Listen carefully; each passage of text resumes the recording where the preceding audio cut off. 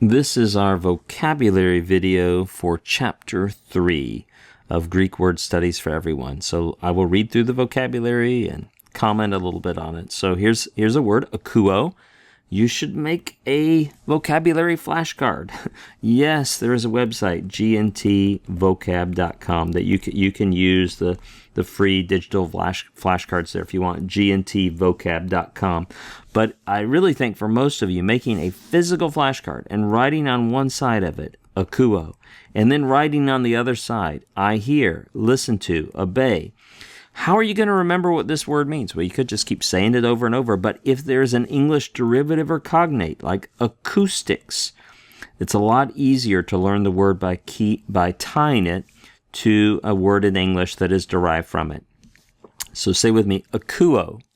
Akuo, notice it has a smooth breathing mark. Any word in Greek that begins with a vowel or diphthong will have a breathing mark, and only, the breathing mark, smooth, just means don't make any additional sound. If it were rough, it would mean make an H sound, hakuo, which is not a Greek word.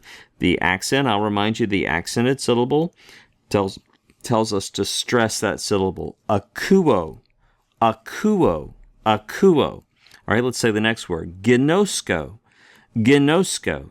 And you maybe are familiar with the Gnostics' early heresy, where they claimed special knowledge. Maybe you don't know that, and maybe you just need to say, well, what does gnosko sounds like? It sounds like, just whatever, make up some silly association or to help you remember that. Gnosko means I know, I understand, I acknowledge. All right, these are glosses, possible common translations of gnosko.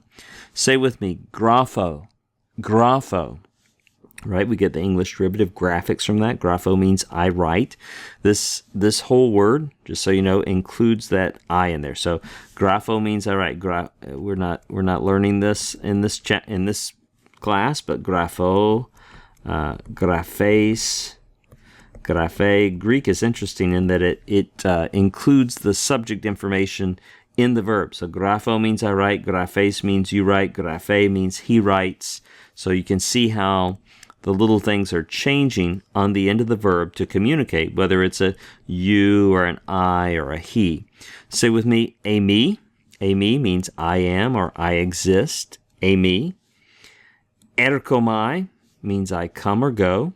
Right? Erkomai. It's interesting because in English we have a distinct word for approaching and then going away, but in Greek has a lot of verbs for physical motion. But this verb is imprecise in that only context can tell you whether the motion is towards or away from. Other languages have words of motion like that, but I can't think of one in English, at least right now I can't. So, erkomai, say with me, erkomai. Erkomai means I come or go. Pistuo. Pistuo means I believe, I have faith in, I trust. Allah means but, yet, or nevertheless. And this word Allah, if it's followed by a vowel, will often be found with a apostrophe there, right? It'll have, and then the word that begins with a vowel. It will drop. In other words, Allah will drop the last letter when it is oftentimes, not always, but oftentimes it will drop the last letter when it's followed by a word that begins with a vowel. And we'll find al with an apostrophe. I'm going to read through the vocabulary all one more time. You can say it after me when I say it. Akuo, gnosko, grapho, eimi, erkomai, pistuo, Allah.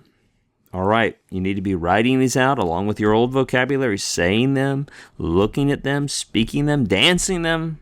All right, this is how you're going to become more and more comfortable with reading and writing Greek, and very soon using actual resources, top scholarly resources, to investigate more carefully what words like this really mean.